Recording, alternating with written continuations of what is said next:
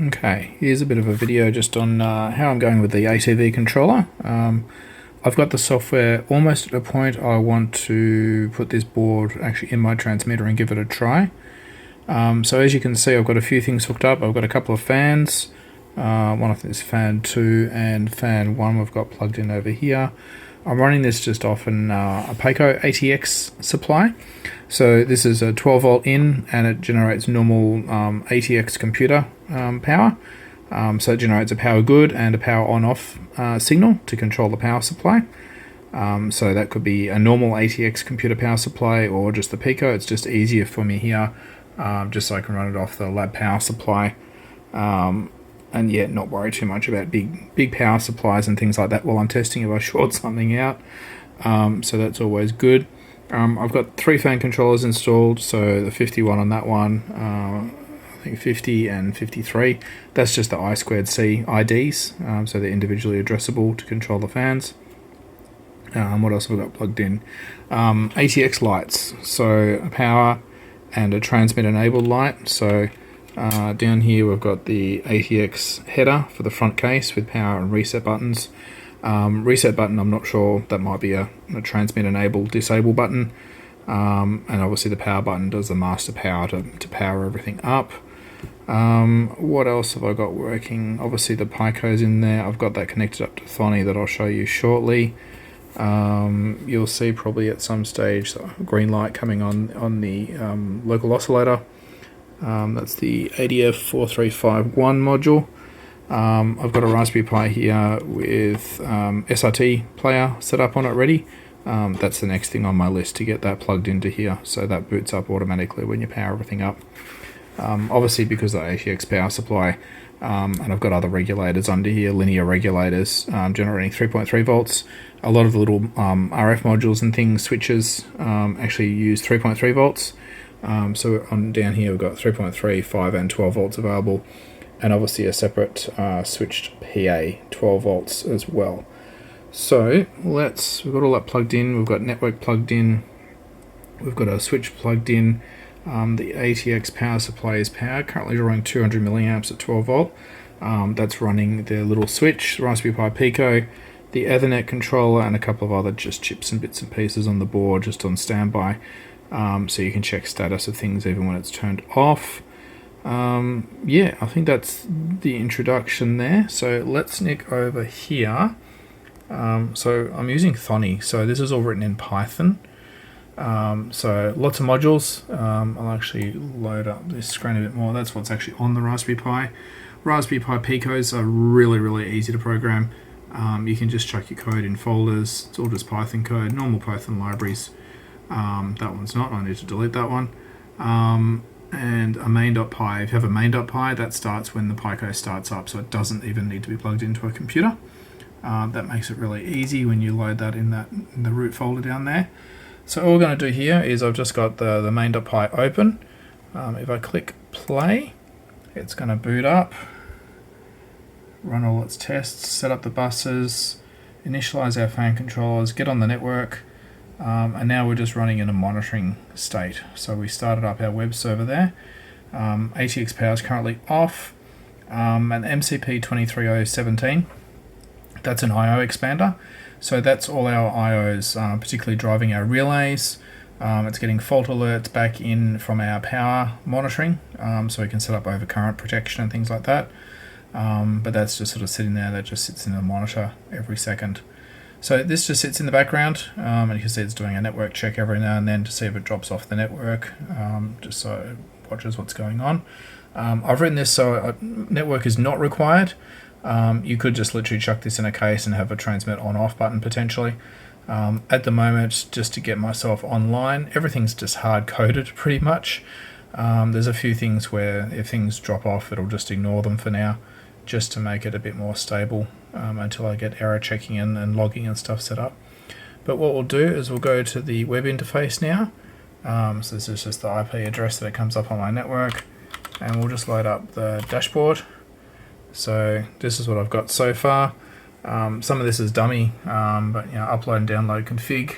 I'm hoping that'll be just a file so you can upload pre-configured files on how it all works. I want it to show, things like transmit frequency, LO frequency. I've got this random number thing here, just making sure I can see that it's all updating in real time. What we've got down here is the power monitoring for the different power rails. So you can actually see how many watts, amps, etc. Each rail is running. Great, particularly for your RF power amp, so you can actually monitor it specifically. This is obviously DC power, not RF power. But if you obviously know roughly what your efficiency level is, this makes it an easy way to estimate what your RF output is as well. We've got our temperature sensors, so because it's powered off at the moment, it's just not applicable, minus 99 depending on the sensor state. And our fans are stopped obviously because we're currently just powered off in standby. Also got a clock that just ticks away here. That gets clocked from an NTP every time it boots up. You might have seen it when you saw the boot sequence there. Gets the time automatically. So what I'm going to do now, we'll just move back out a bit. I've actually got my Stream Deck set up. So we've got some buttons on here, ATV on, RF on, and RTV 1 and 2. So 3 power modes. It's obviously off, it's in standby at the moment, so it's just sitting there ready. We can turn it on so it gives master power. That would then boot up things like Raspberry Pis and things like that for your SRT streaming. RF then turns on your RF modules, so you might have preamps and things like that set up. And the RTV on, I can actually get into RTV 1 and 2 from here. I've actually got that set up so that'll actually trigger a different frequency on the LO and actually move between which RTV I want to get into just with the push of a button. But that obviously turns on things like the power amp as well and make sure that's all configured. So what we'll do here is we'll just turn the ATV on and we'll go back over here. I can see our fans, both our fans should be now spinning. We've got our blue light on our power supply indicating we're on. That's all that really changes over here at the moment. But if we go back to the dashboard, we can see we've now got our 2 main power rails up and running, reporting the power. So the 12 volt power is where the fans are connected, so that goes up a bit. The fans are fairly efficient that I'm using here.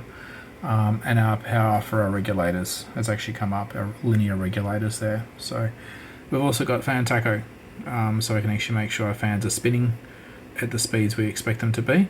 In the future I want to have warnings and things like that, so if a fan stops working, and obviously based on temperature the fan speeds change. At the moment I've just got it set to a medium point, so they just do what they need to do. But that's up and running. If we go back down here, like our LO is still off, there's no lock, it comes up with a green light when it gets a lock, so nothing fancy running there. We've got our ATX lights, our ATX power light is on, but our transmit light is off. Let's just try and put them there, if they'll stay there. Okay, that's dark and we might see them later. So that's all that up and running. We'll go to the next stage. Let's turn RF on. You might have heard that relay click. So we've got 3 relays here. Power amp, 12 volt and 5 volt 3 volt. So you can switch those independently. So if you needed to sequence your RF too, you can sequence your RF. So that's good. So that's them up and running. Again, nothing really has changed on here yet. I want a bit more of a status display to show you what state it is. But nothing really happening there. And again, RF is on, LO is still off at the moment. It's powered up, but it's just not locked to a frequency I couldn't figure just yet. So if I now configure and go RTV1, we had another click. So that will be our PA power output now turned on, and our LO is now configured with the frequency we want for that RTV1, and it's locked, green light on. So that's the board, up and running. So it's doing all the basic features.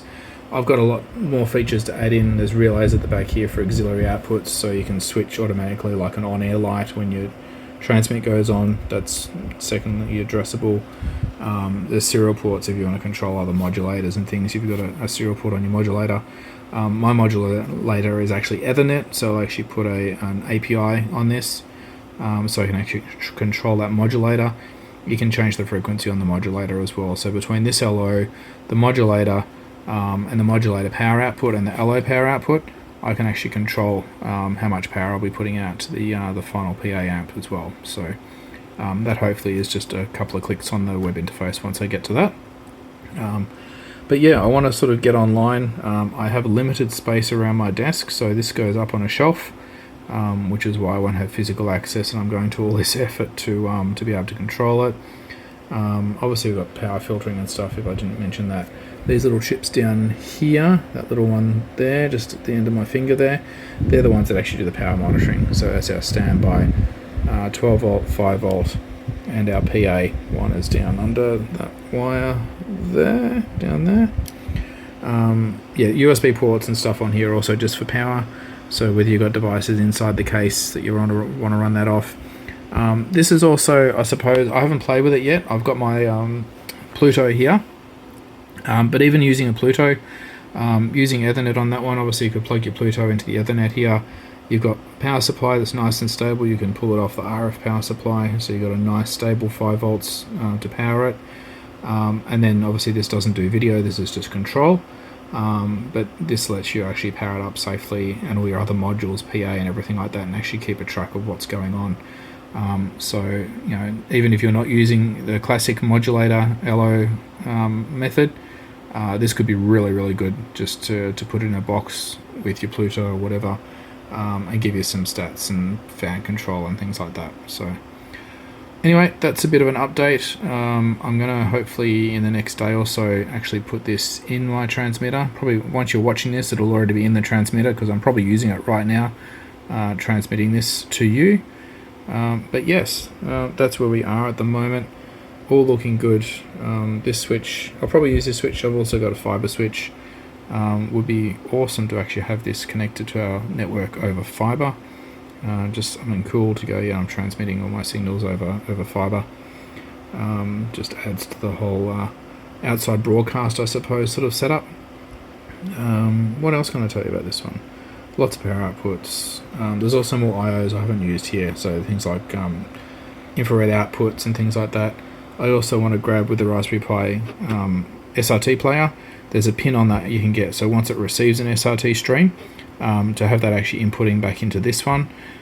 So once you receive an SRT stream, you could either go online automatically, it could power up its RF and everything like that, and start transmitting, or just at least warn you, let you know that there's an SRT stream waiting, or you could use it just to change HDMI inputs. So obviously with some of these serial outputs and stuff like that, you can control a HDMI switch.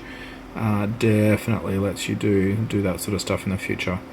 Being all software defined controller with lots of IO, even with these outputs, the voltage 3.3 or 5 volts on the IO, lets you control a lot of different devices. So anyway, bit of an update. You can see here it's still going away, plotting away, updates. I've got it on, I think, 5 times a second, updating these stats. So yeah, not sure if I'll leave it on that one, but it's coping very, very well on that sort of level, so it's good to see what's going on, particularly if you get a little spike in your power output or something. It means you're monitoring a lot quicker, and yeah, if you get a spike or whatever like that, you can set up an alert, make something go red, shut things down, that sort of stuff. If actually something happens and you overdrive your PA, and it draws too much current, you could just shut everything down. So yeah, makes a really safe transmitter. Great for remote access into it too if you wanted to do that. Yeah, awesome. Anyway, bit of an update. That's how I'm going.